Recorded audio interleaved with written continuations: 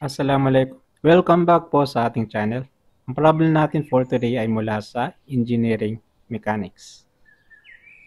Two forces act on the hoop determine the magnitude of the resultant. Okay, so ang pinapahanap sa atin ay yung magnitude ng resultant nitong dalawang force. Okay? So dito sa problem na ito, ang magandang solution na pwede nating gamitin ay using complex mode ng ating calculator. So, ang complex mode is maganda siya gamitin kapag yung forces na binigay ay mga concurrent forces. Ang concurrent forces, yan yung mga forces na yung kanilang mga line of action ay nag-intersect sa isang point. So, for example, itong force na ito, itong force 200, ang line of action niya ay itong line na ito. Ito ang kanyang line of action, and then ito namang 500 Newton, ang kanyang line of action ay dito naman. Kung i-extend natin yan ang kanyang line of action. So kung mapapansin natin dito, yung kanilang line of action nitong dalawang forces na ito ay nag-i-intersect dito sa point na ito. Sana all. Okay?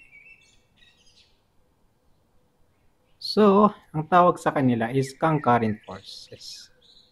So, ito ang line of action nitong 200 Newton na force. And then, ito naman yung line of action nitong 500 Newton. And ito naman ang kanilang intersection point. Okay. So, proceed na tayo sa ating calculator. Punta muna tayo sa mode 2 complex. And then, input natin itong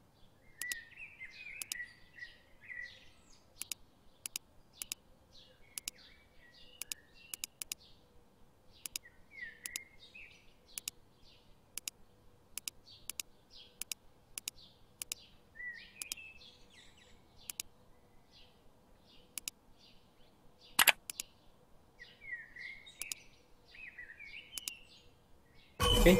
Ang magnitude ng ating resultant is 666 Newton and ang kanyang direction is negative 58.87 degrees. So, hindi tinatanong sa problem itong direction ng resultant, pero kung sakali man ay tatanong, ito ang kanyang answer. Okay. So, what if ang gamit mo na calculator ay Canon? Canon F79 SGA. So, what if ito ang calculator mo? And then, gusto mong itry, isolve itong problem na ito using complex mode. So, ano ang pipindutin mo? Okay, but before that, okay, ito ang actual na calculator natin sa Canon F78 SGA. So, ang version na ito is, ito yung transparent na version na calculator na Canon. So, ito yung allowed sa PRC. Okay. So, sa mga wala pang calculator dyan, and then meron kayong balak na mag-take ng board exam, so isa sa recommended ko na calculator is ito. Okay? So meron itong shift solve, then meron din itong fraction. So ito yung allowed sa calculator. Hindi na ito. Itong Canon na ito is hindi siya transparent. So ito yung bawal, pero ito, pwedeng-pwede ito. Okay? So, kung gusto niyong bumili ng calculator na ganito, meron akong nilagay na link sa description nitong video. So, i-click niyo lang. Okay. Sige, proceed tayo sa ating solution. By the way, shoutout nga pala sa may-ari nitong calculator. Hiniram ko lang kasi ito.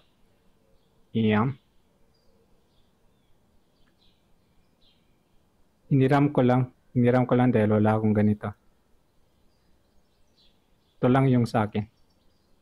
Okay. Continue tayo.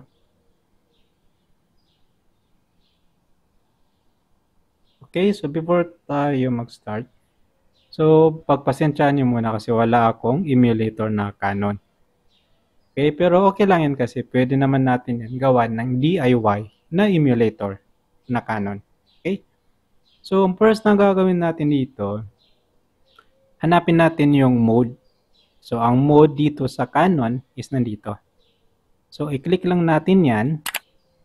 Okay, so after that, may mag-appear na mga choices. So, piliin natin yung complex. Yung complex is nandito sa number 2. So, pindutin natin yung 2. Yan. And then after that, pwede na tayo mag-input. So, ang i-input natin, una is itong 200 Newton. Input natin yan. Pagkatapos, yung angle. Itong angle na yan, dito natin siya makikita. Yan. So, i-click natin yung angle na yan. And then, negative. Negative kasi yung angle is dito natin kinuha sa ilalim ng positive x-axis. Pa-clockwise. So, pindutin natin yung negative. And then, yung angle. Angle na 30 degrees. Tapos, i-add. And then, i-add natin itong 500 Newton. And then, angle. Tapos, negative ulit. Kasi nandito sila sa ilalim. Kinuha sila pa clockwise. And then, yung angle niya, itong 500 Newton, ay itong dalawa. 30 plus 40, ito yung kanyang angle. So, that's why in-add natin dito yung 40 at saka 30. Okay? And then, pindutin natin yung equal. So, after natin mapindot yung equal, may lalabas na dito. Yan. So, pag may lumabas dyan, pindutin mo yung apps. Yung apps is nandito. Click mo yung apps, and then, ito yung makikita natin. Piliin mo yung itong polar or itong number 1. So, yan, number 1. And then, ito yung lalabas. Tapos, click mo yung equal. Lalabas na yung answer natin. Itong red, ito yung magnitude ng ating resultant. 666.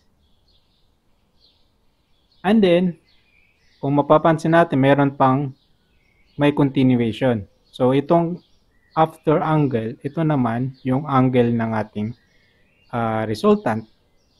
So, pindutin lang natin itong right button. Yan. And then, makikita na natin yung kanyang angle. So, negative 58.87 yung kanyang angle. Okay. So, yun, nakuha na natin yung answer. So, ito na yung tamang answer. Okay, so problem solved mga tol, and see you again sa ating next problem, inshallah. By the way, sa mga hindi pa nakapag-subscribe dyan, i-click nyo lang yung subscribe button, and i-follow nyo rin ako sa Facebook at saka sa TikTok. Okay, so yun. Assalamualaikum.